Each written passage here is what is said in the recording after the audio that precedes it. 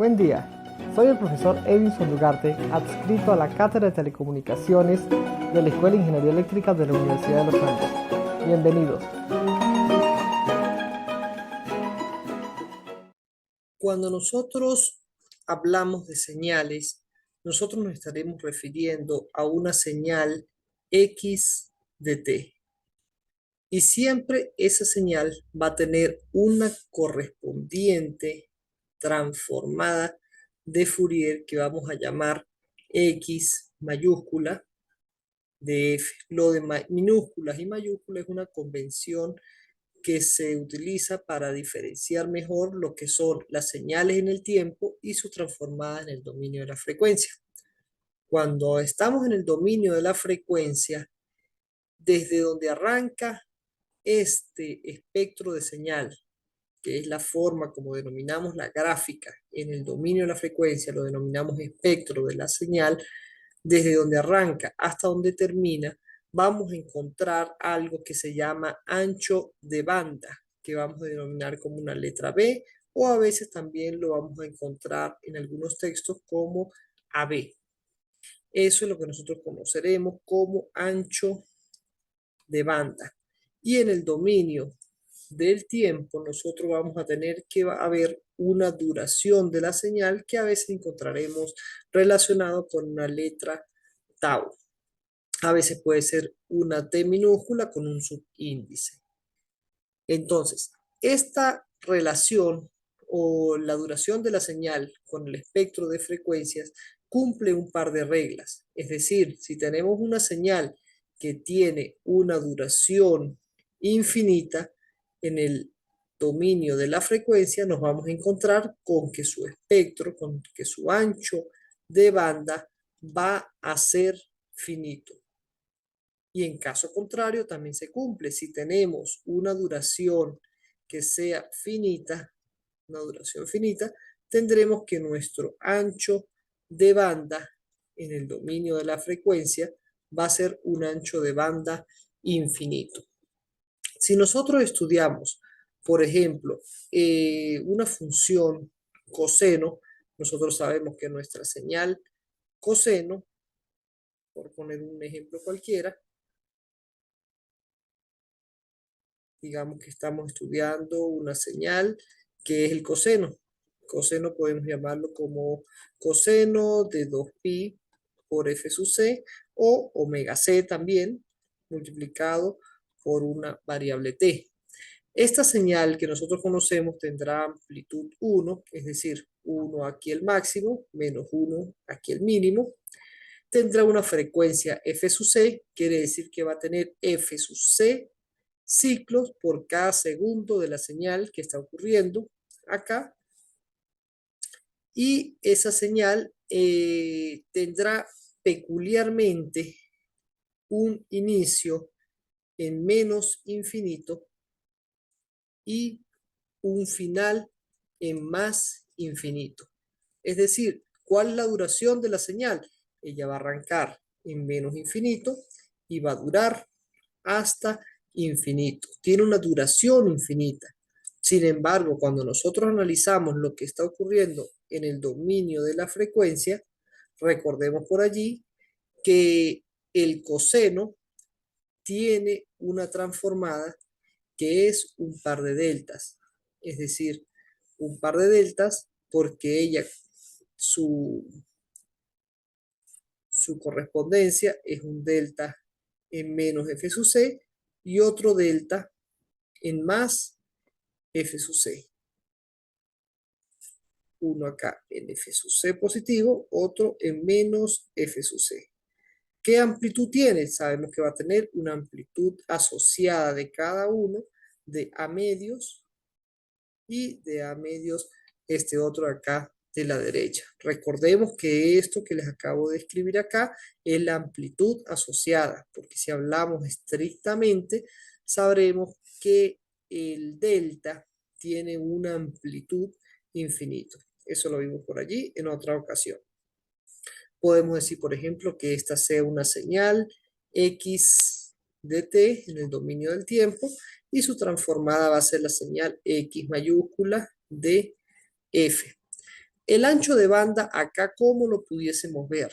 Nosotros pudiésemos, la señal coseno es particularmente un caso especial, porque el ancho de banda, en realidad lo que necesitamos para transmitir esta señal es algo mínimo, es algo infinitamente pequeño. ¿Cuál es el ancho de un delta? El ancho de un delta es algo que tiende a cero. Pero si vamos a la práctica, en realidad vamos a necesitar un poco más de ello. Es decir, podemos decir que vamos a arrancar aquí y vamos a terminar acá. Ahora, ¿por qué digo que es un caso particular? Porque el coseno puede ser visto también como una señal pasa-abajo. Es decir, puede ser una señal pasabanda si lo analizamos, como acabo de decir, desde acá hasta acá, utilizará solamente este fragmento mínimo acá de ancho de banda. Pero también puede ser visto como una señal pasa-bajo. Y una señal pasa-abajo es una señal que arranca en cero y dura hasta un F sub C. Aclaremos un poco más esto. ¿A qué me estoy refiriendo con esto de señal pasa abajo, señal pasa banda? Cuando nosotros tenemos una señal que arranca, por ejemplo, vamos a dibujar ambas señales para estar claros en este concepto antes de continuar. Una señal pasa abajo, si nosotros tenemos esto como un espectro de frecuencia, esto está en el dominio F, decimos que una señal que arranca en el punto cero dura hasta cierto tiempo, perdón, tiene un ancho de banda que llega hasta cierto punto de duración, eso baja en el tiempo. Aquí hablamos de ancho de banda en el espectro, en el dominio de la frecuencia. Tiene un ancho de banda hasta cierto punto de frecuencia y luego termina. En este caso, estaremos hablando de una señal pasa abajo. Obviamente vamos a tener su reflejo si estamos hablando de una señal real, cumpliendo el criterio de simetría hermítica. Esta señal llegará hasta un punto que nosotros pudiésemos denominar F sub 1. Y aquí, por supuesto, el reflejo será menos F sub 1.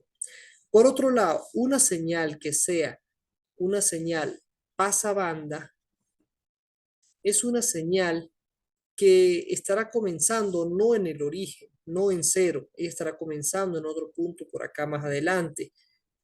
Tendrá un ancho de banda hasta cierto momento, hasta cierto lugar acá, y luego terminará. Esto es lo que viene a ser una señal pasabanda.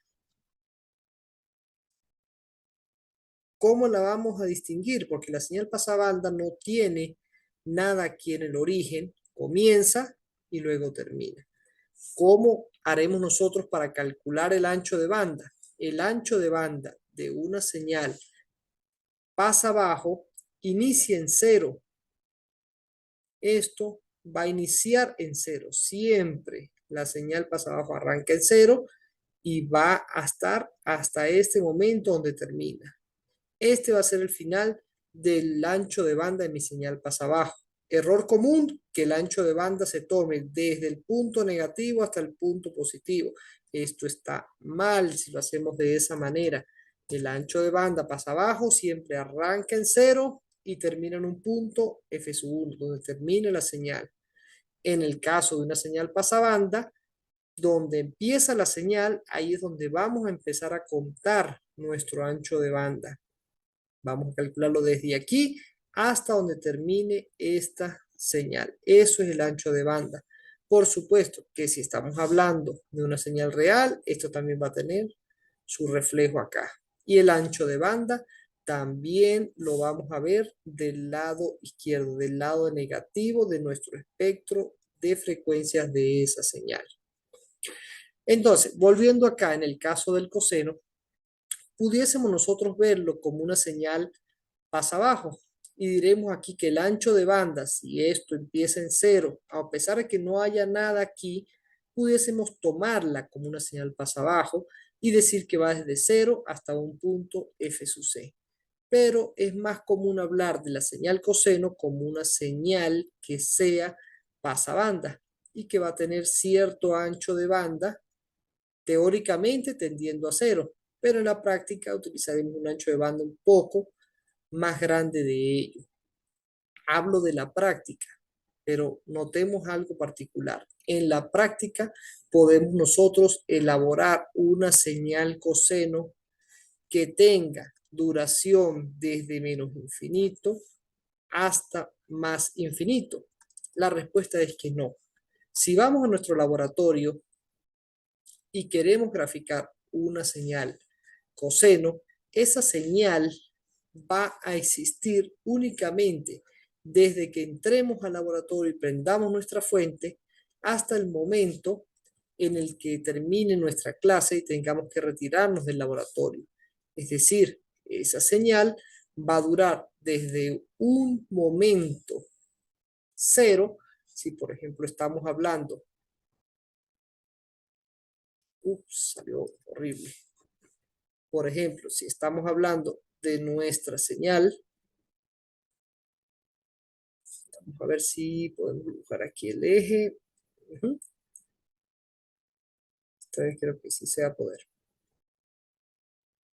Por ejemplo, esta señal que nosotros estamos haciendo en el laboratorio, estaremos diciendo que va a durar desde un punto cero hasta un punto acá donde termine nuestra señal, t sub 1, por decir algo. Esta va a ser la duración de mi señal. No va a durar más de allí. Luego que esta señal, luego que nos vayamos del laboratorio, esta señal se va a apagar y va a permanecer apagada. Y antes de nosotros llegar al laboratorio, esta señal estaba apagada y permaneció apagada para nosotros teóricamente hablando. Pudiésemos decir que esa señal se llame una señal X de t, por ponerle algún nombre. Nuestra señal entonces, que está en el dominio del tiempo, X de t, ya no será solamente lo que habíamos escrito anteriormente, de coseno, escribámosla esta vez, omega c por t. Esta vez va a ser una omega c, una señal coseno de omega c por t, que está siendo multiplicada por un rectángulo que tiene una duración desde 0 hasta t sub 1. Este es el ancho de mi rectángulo. ¿Y dónde está ubicado? Está ubicado en el punto t sub 1 medios. Hablemos entonces de t sub 1 medios. Esta sería una señal real, pero cuando nosotros hallemos la transformada de este x de t, no va a ser un par de deltas, como habíamos nosotros visto anteriormente. Esa transformada va a corresponder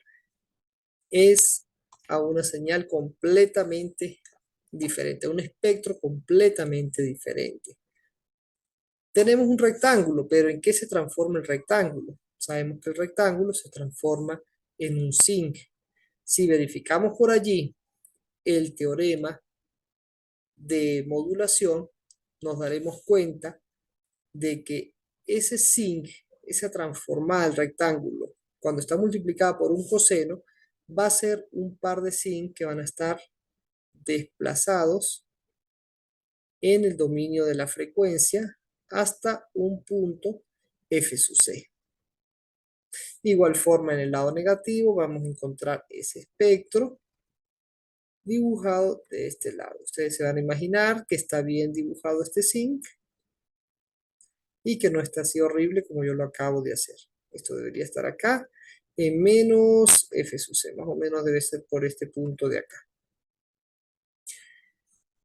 Pero vamos al punto, a lo que quiero mostrarles. Cuando hablamos de un zinc, ¿qué ancho de banda tomaría este zinc? Hablo de ancho de banda porque estamos en el dominio de la frecuencia, porque esto es la transformada de la señal x de t, es la x de f. Si estamos hablando de un zinc, este zinc se va a extender desde menos infinito hasta más infinito. Si nosotros queremos transmitir un coseno que empiece en 0 y termine en t sub 1, nosotros iremos a Conatel o a cualquier organismo que se encargue de regular los anchos de banda y pediremos, mira, necesito ancho de banda internacional, ancho de banda infinito. lo que vamos a lograr es que se burlen de nosotros. No es posible utilizar un ancho de banda infinito. Eso solamente lo aguanta el papel.